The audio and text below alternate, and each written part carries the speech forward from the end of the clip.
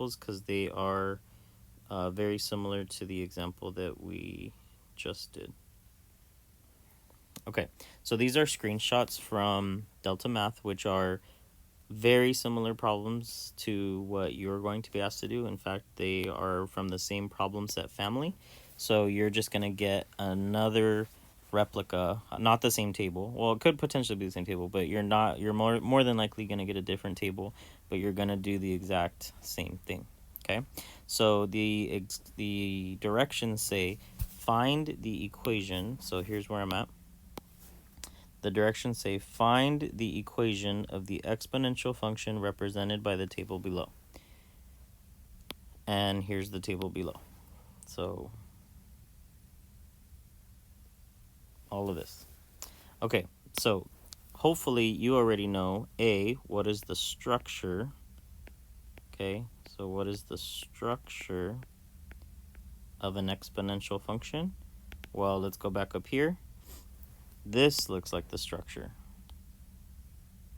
right? All exponential functions need to have some shape or some form that looks very similar to that. So let me go ahead and write that structure down here. So our structure is going to be y equals, I know that there's going to be a multiplication in between, and I know that the power must be variable x.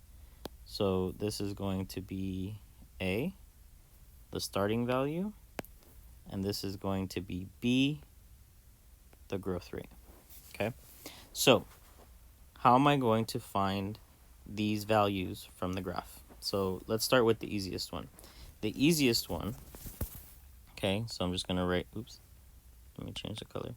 So I'm going to write easy. Okay, so easiest is A, which is your starting value. Oops, starting value. Okay, so think of an exponential curve. So let's say I was drawing my exponential curve. It went something like that. And let's say my curve went, I don't know, something like that, right? Looks very much like one of those coronavirus exponential growth curves that you graphed last week. So if we think of this as the start, right? So the y-axis as our start, we're pretty much looking for this value. That's your start. So this is our also what we call our y-intercept, right? And so a really good thing to internalize or to understand would be, how would I be able to locate, of all these points in my graph, how would I be able to locate the y-intercept? And so if we go back up here, right, we already looked at a I keep calling them coronavirus graphs. If we've already looked at a model exponential graph, and so we saw that, wait a minute, the starting value was here, right? That was our starting point, and we noticed that it had this structure, 0, 3. So we're looking for the y-intercept, and y-intercepts always have the form 0,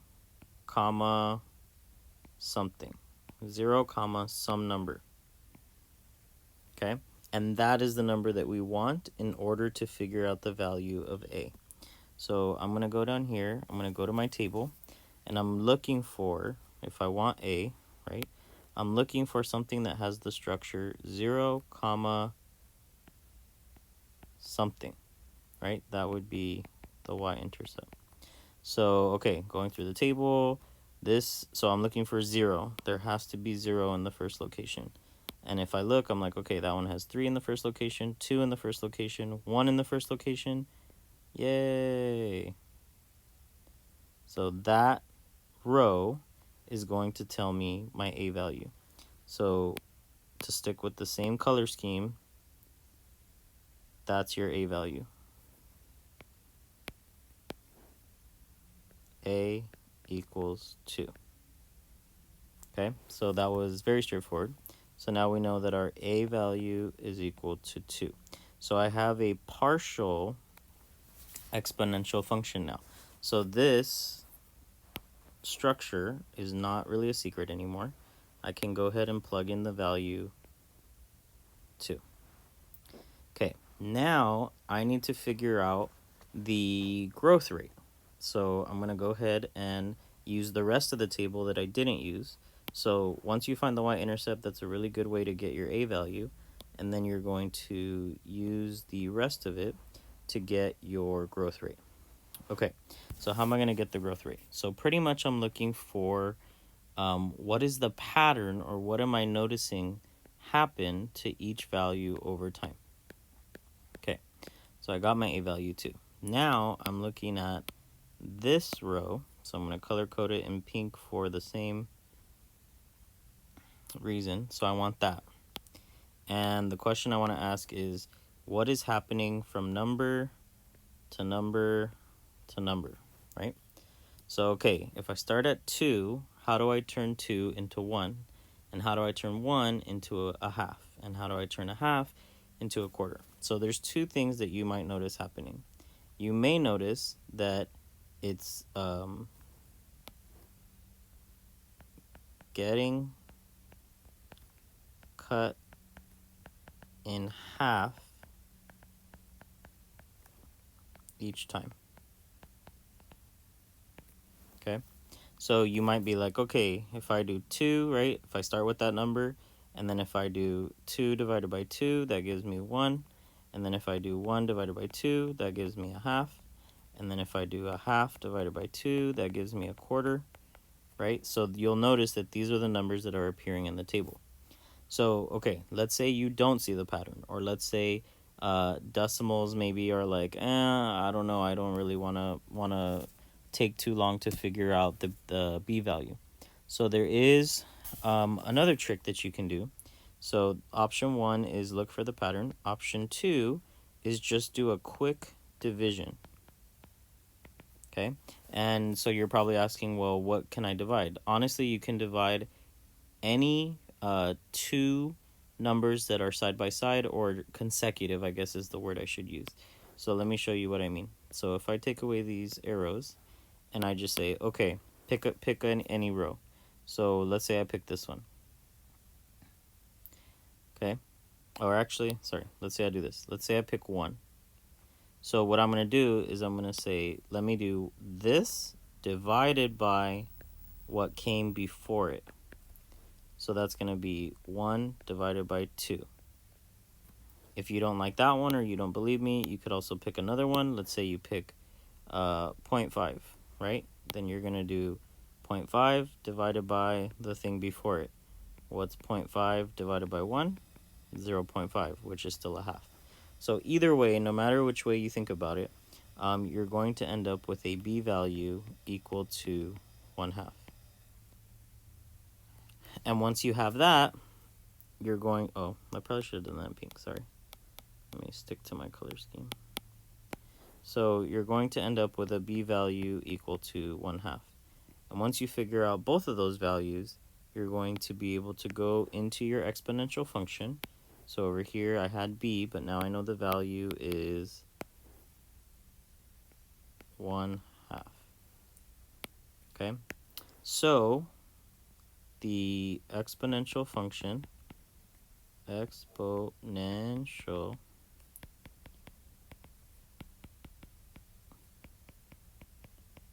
modeled by this table, is as follows.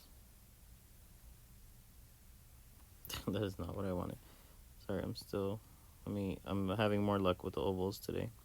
Okay, so what is the exponential function? Actually, I lied. Let me just write it.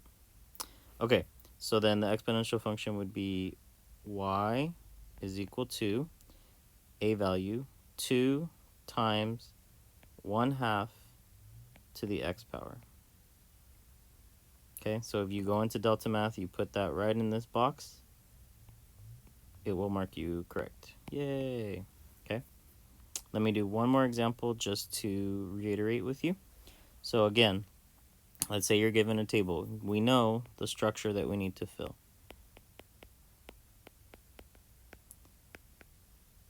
So the structure is y is equal to starting value times growth rate to the x power. How are we going to get the starting value? Again, think of your exponential function. Think of it growing. This is the starting point. So we need a y-intercept. How can we recognize a y-intercept?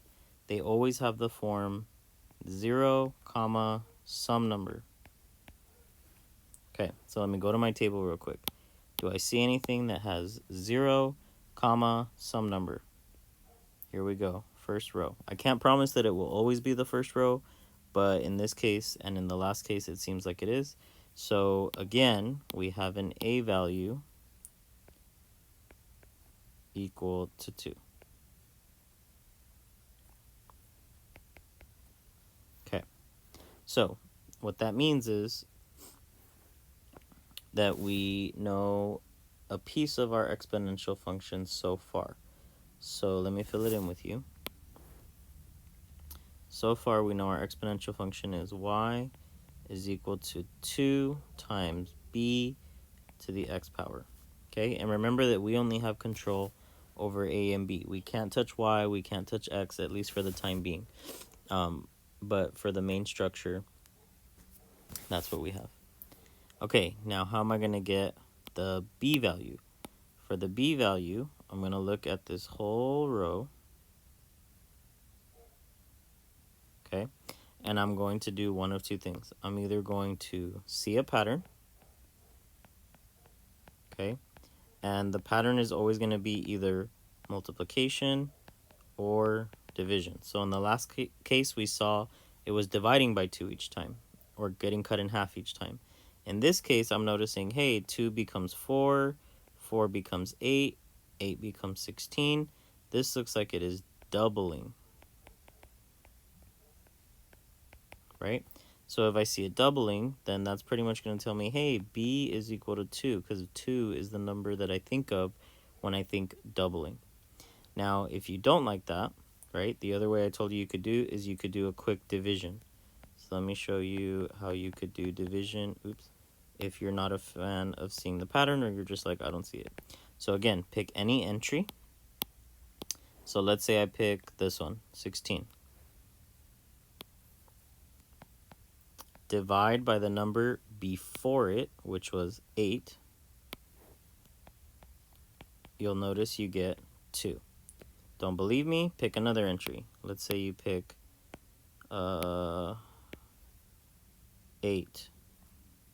Divide by the number before it. You still get 2. So it really doesn't matter which one you pick. Either way, we should be convinced that the b value is 2. So then what would be our final function? Y is equal to, what was the a value? 2. I just told you everything. What was the a value? 2. What was the b value? 2 to the x power. So keep in mind the pieces that you do and don't have control over. Notice in the first one, y and x were required. We couldn't touch those in the final answer. Same thing here, y and x stay put. The only things that we have control over are the pieces in the middle, the a and the b. Those are the only two things that we can touch. Okay, so I'm hoping that by going through those two examples, you feel a little bit more confident approaching these delta math problems.